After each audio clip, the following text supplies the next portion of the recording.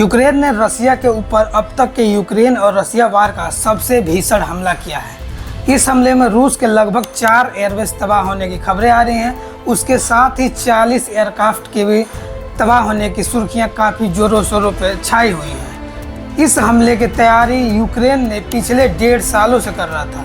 Ukraine के द्वारा जिस तरीके से इस हमले को अंजाम दिया गया है, उससे देखकर फिर एक बार पूरी दुनिया अचंभित है।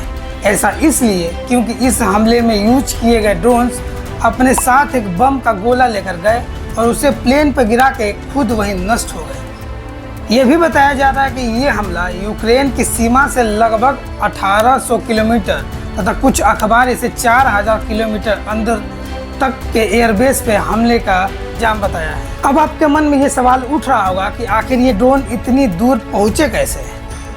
इसमें यूक्रेन ने अपने एक समझदारी और दिमाग लगाया था। उसने ट्रकों में भरकर इस ड्रोन्स को भेजे। ये ड्रोन कोई और नहीं बल्कि कुछ रूसी नागरिक के द्वारा ही रूस के सीमा में पहुंचाया गया था, क्योंकि आपको पता ही होगा हर देश में कुछ न कुछ देशद्रोही जरूर बैठे होते हैं। बताया जा रहा है कि इन ट्रकों को इस तरीके से डिजाइन किया गया था कि इनकी रिमोट कंट्रोल द्वारा ऊपर की छत उठी, खुली और उससे ड्रोन्स निकले, जगह जगह जाकर ब्लास्ट होने लगे।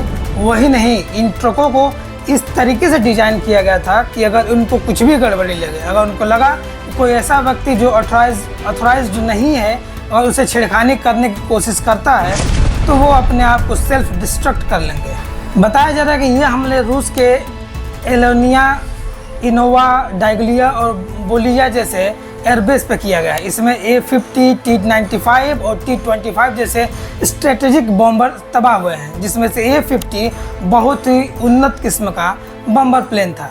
यूक्रेन ने इस ऑपरेशन का नाम ऑपरेशन वेव दिया है। जब यूक्रेन के राष्ट्रपति ज़ेलेंस्की से पूछा गया कि क्या इसकी जानकारी उन्होंने US के राष्ट्रपति को दी थी, तो उन्होंने कहा हाँ, लेकिन इसके जवाब में US के द्वारा सफाई देते हुए कहा गया कि हमें इस मामले और इस कांड के बारे में कोई जानकारी नहीं दी गई थी।